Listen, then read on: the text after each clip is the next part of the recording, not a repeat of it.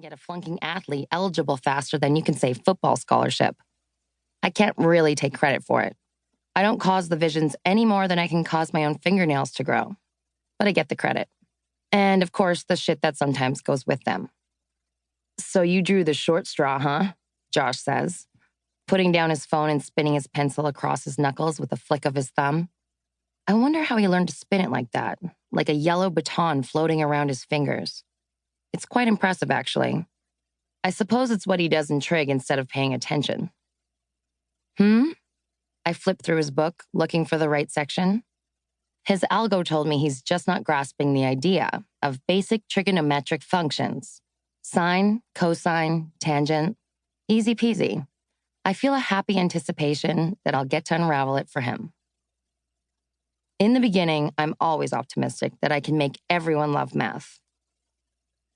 Like when you try to convince someone to watch your favorite TV show.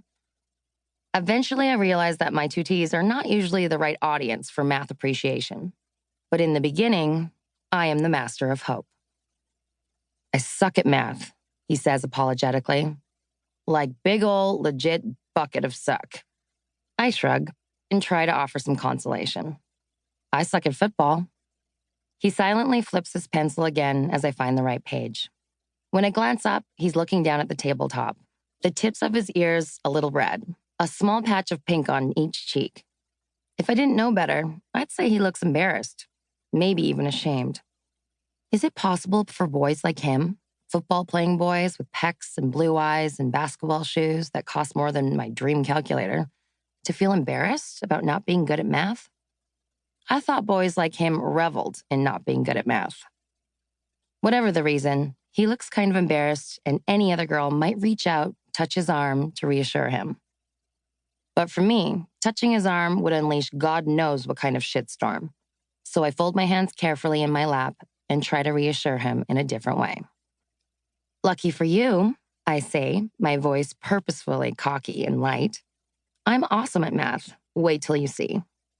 You're going to freak the freak out. This makes him smile a little. His pencil still's in his hand. I clear my throat. Cosine, I say, and start to copy a problem onto the paper. It's not just something your dad does on loans. He laughs a little. The pink in his cheeks fades, and we get to work. During our session, the surprisingly polite Josh offers me a piece of gum, his pencil when I break mine in my overzealous scribbling, and his notebook when I need another piece of paper. But I decline every time. My aversion to touching other people's things, and other people for that matter, has earned me the unfair reputation of being a germaphobe. But I'm not trying to protect myself from germs. Hell, I'd lick a toilet seat if you promised me a TI Nspire CXCAS handheld graphing calculator with the full color display. And it's not the algos I'm trying to avoid. Those are actually almost pleasant to a math dweeb like me. No, it's the other visions, the fractals, I try to stay away from. The algos I get from this calculator tell me about math and math only. I mean, who besides me has any kind of emotional attachment to calculators? Calculators are used for one purpose, and they pretty much soak up only a person's math-related struggles.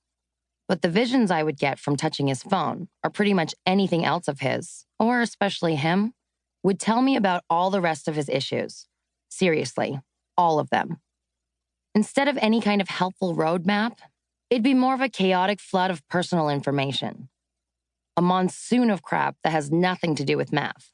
Stuff about his childhood, about his insecurities and fears, about his past traumas. And instead of enabling me to help him, those visions would just leave me feeling helpless. Calculator visions are harmless drizzle compared to the tsunami I get from cell phones, with all their teenage emotional baggage. All the drama of Instagram, Twitter, Snapchat, all the texts, all the photos. When I hold someone else's cell phone, I'm immediately dripping in cold sweat, swept away in a hurricane of things I really don't need to know. I need to know about the math and the math only.